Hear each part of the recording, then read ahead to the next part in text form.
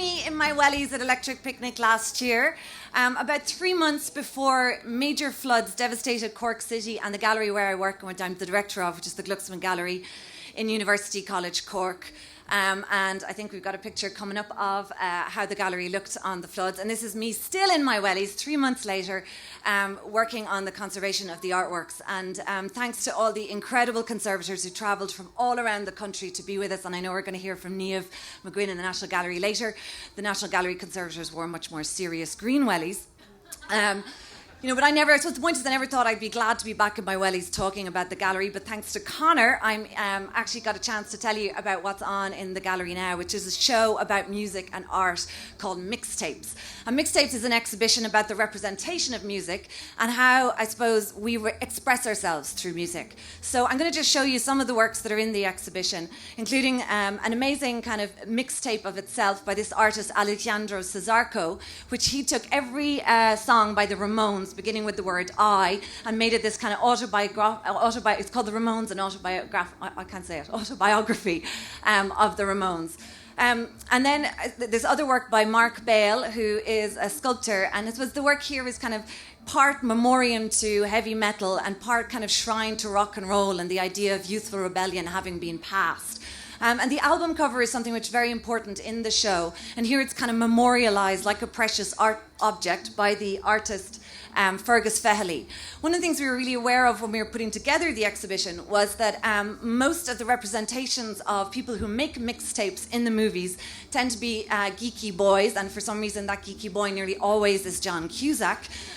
So having commissioned a work from the amazing feminist artists last year, the Guerrilla Girls, which really took a very kind of overview of the way in which work is produced in the Irish art world, and kind of noticed that there was, an overemphasis in exhibitions on the works by male artists, we really particularly wanted to include in the exhibition works by female artists who were making images about music. So here's an extraordinary piece by the artist Anne Collier, where she's taken a set of album covers, stacked them on a black floor against a white wall.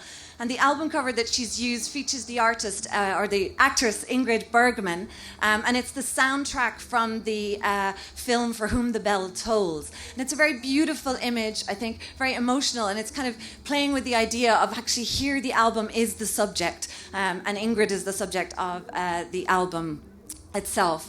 The other kind of more rock and roll album cover is by an artist called Meredith Sparks. She took the first album cover by the New York Dolls, a punk band, blew it up and kind of related it to a theme in art history called Russian constructivism, where they used to take abstract shapes and kind of to reflect the energy and ideas of this kind of punk band in the gallery. And one of the things you can see is the kind of lens flare in the image of her actually taking the photograph.